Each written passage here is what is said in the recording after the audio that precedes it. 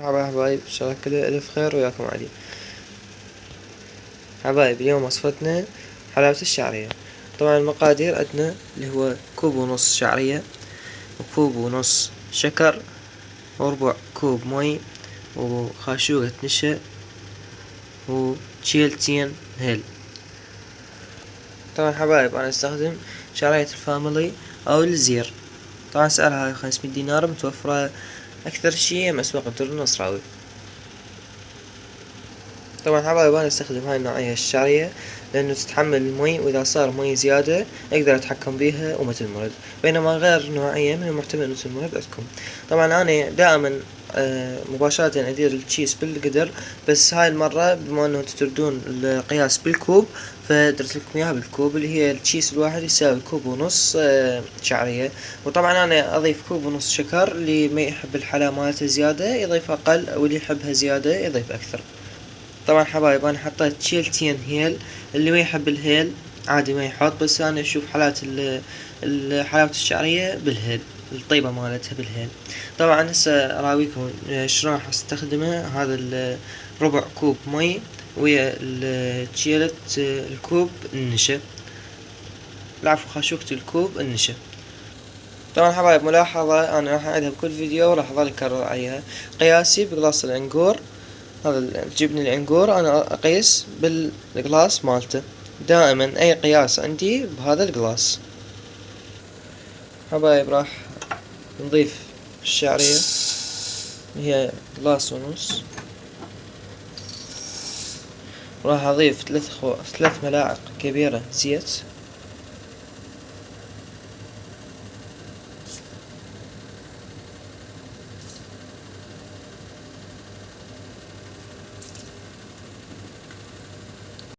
وأحمسه لحد ما يوصل اللون الأشقر الذهبي الحلو.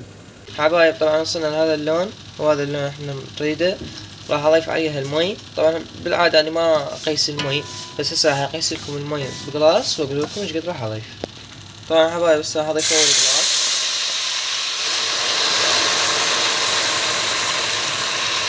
طبعا حبايب راح اضيف القلاص الثاني.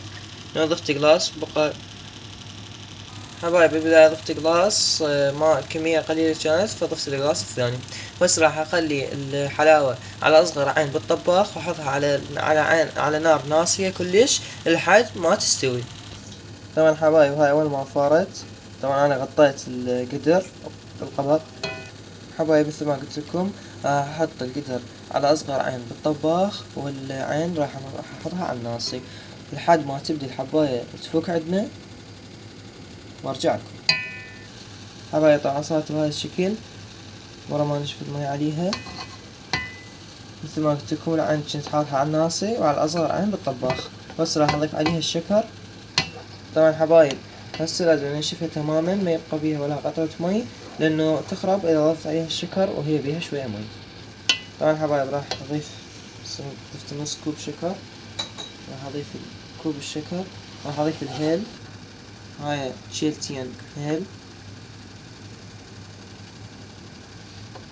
طبعا حبايب هاي المرحلة من ضفت الشكر والهيل راح اعلي العين على العالي على مود يذوب الشكر. طبعا حبايب بعد ما ذاب الشكر راح ارجع احط العين على الناصي. طبعا حبايب مثل ما قلت لكم اني راح اذبها بالمي، بس راح اذب كل النشا وارجع لكم. حبايب طبعا ما ضفت كل النشا، راح اذوب النشا تماما واضيفه على الحلاوة. طبعا حبايب اهم شي تلتزموا بالمقادير، والنشا لا تضيفون اكثر من ما اني قلت لكم. التزموا بالمقادير، لانه اذا ضفتوا نشا اكثر مما اني قلت لكم راح تصير مثل القصة مالتها مثل عبالة قاعدين تاكلون دهينة، وتصير طعمها مو طيب. طبعا حبايب راح اضيف النشا. طبعا حبايب شوي صعدت العين على الناس على شوية على من الناصي.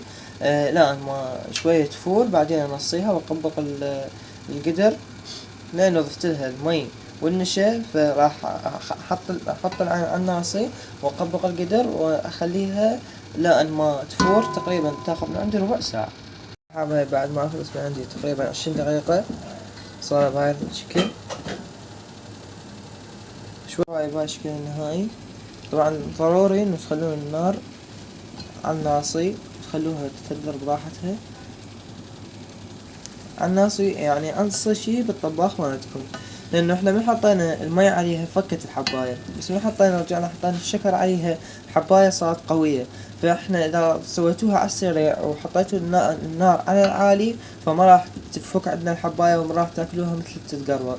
فلازم تحطون القدر على اصغر عين بالطباخ مالتكم وعلى انصى شي، ولازم تغطون القبق، واذا عندكم خاولي هم حطوا الخاولي على القبق بحيث مدة 20 دقيقة من تجون تلقوها بهذا الشكل. هو هذا الشكل النهائي، وراح اصب لكم اياها وارجع لكم. هاي ملاحظة لازم تنشف شي بحيث ما بيها ولا قطرة مي يلا تصبوها مثل ما هسه انا عندي.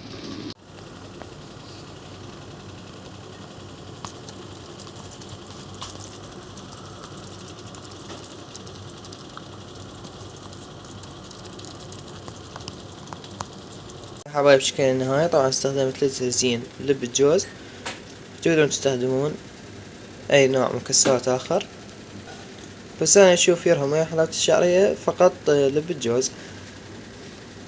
ووصلنا لنهاية الفيديو، واتمنى ان تجربون الوصفة وتنال اعجابكم. اكتبولي بالتعليقات اذا جربتوها ونشرت لكم الوصفة، واذا عندكم اي سؤال على اي وصفة اكتبولي بالتعليقات وان شاء الله جاوبكم عليها.